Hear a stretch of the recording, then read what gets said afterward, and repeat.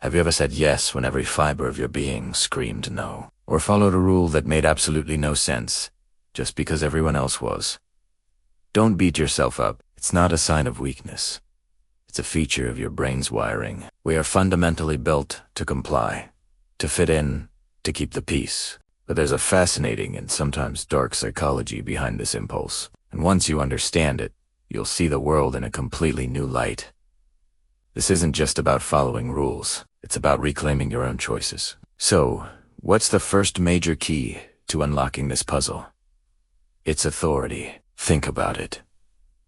When someone projects power, whether through a uniform, a fancy title, or just unwavering confidence, our brains often switch to a kind of autopilot. We stop critically questioning and start automatically trusting. It's a mental shortcut that probably helped our ancestors survive.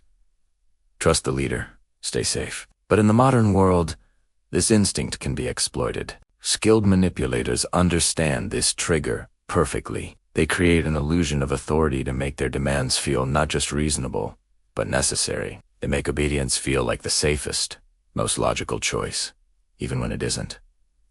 It's a powerful tool, and it's used on us more often than we think, from marketing to politics. Now, let's talk about the second powerful force: social proof. Have you ever been in a situation where you weren't sure what to do, so you just looked around and copied everyone else? That's social proof in action. We are social creatures, and our brains are wired to believe that if a lot of people are doing something, it must be the right thing to do. It's another mental shortcut that saves us time and energy. The problem is, this can be easily faked. Imagine seeing a product with thousands of 5-star reviews, or a political idea that seems to have overwhelming public support. Sometimes that support is real, but other times it's manufactured. Manipulators create the illusion of a crowd, a fake consensus, to nudge you in their direction. They know that our desire to belong is incredibly strong. When the entire crowd seems to be moving one way, it takes immense courage to stand still or walk the other way. They're not just selling an idea.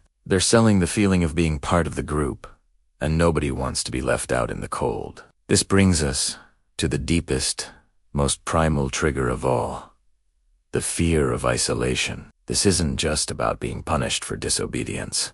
It's about being cut off, rejected, and left alone. We are biologically driven to seek connection and acceptance. It's a survival instinct.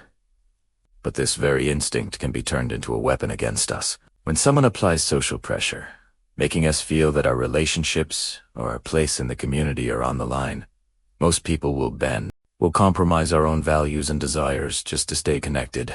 We all say yes to avoid the deafening silence of being the only one who said no. It's not cowardice. It's a deep-seated survival mechanism. But when others learn how to expertly push this button, they can steer our decisions without us even realizing we're being manipulated. So, what's the takeaway from all of this? Is it that we're all just puppets on invisible strings?